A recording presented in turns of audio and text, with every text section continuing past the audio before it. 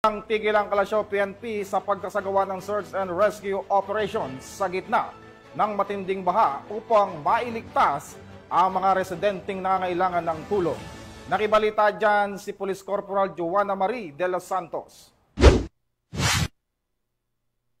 Patuloy ang isinasagawang search and rescue operations ng mga tauhan ng Kalasyaw Municipal Police Station sa mga lubog sa bahang barangay sa kanilang bayan bunsod ng walang tigil na pag-ulan dulot ng bagyong Krising at Habagat. Sa ulat ng lokal na pamahalaan, ilang kabahayan ang nalubog sa tubig baha, dahilan upang maraming residente ang kinakailangang ilikas sa mas mataas at ligtas na lugar. Agad namang rumisponde ang mga otoridad matapos makatanggap ng tawag mula sa mga apektadong barangay.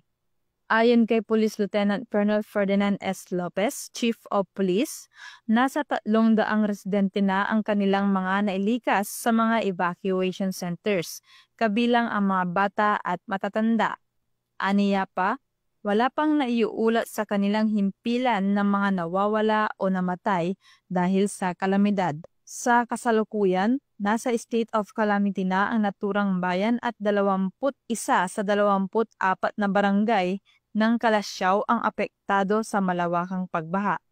Naitala rin ng Pangasinan River System Monitoring na nasa above critical level na ang Marusay River, samantala patuloy na sinusuyod ng mga pulis at LGU sa pangunguna ni Mayor Patrick A. Karamat ang mga liblib na bahagi ng bayan upang masigurong ligtas ang lahat. Tayo po ay iikot po ngayon po sa mga barangay na mga baha. Kasama po natin ang ating buting Mayor, Honorable Patrick Agustin Karamat, Mayor Karamat, and lahat po ng mga membro ng Sangguniang Bayan para mamonitor po natin ang level ng tubig dumadaloy sa bayan ng Kalasyaw.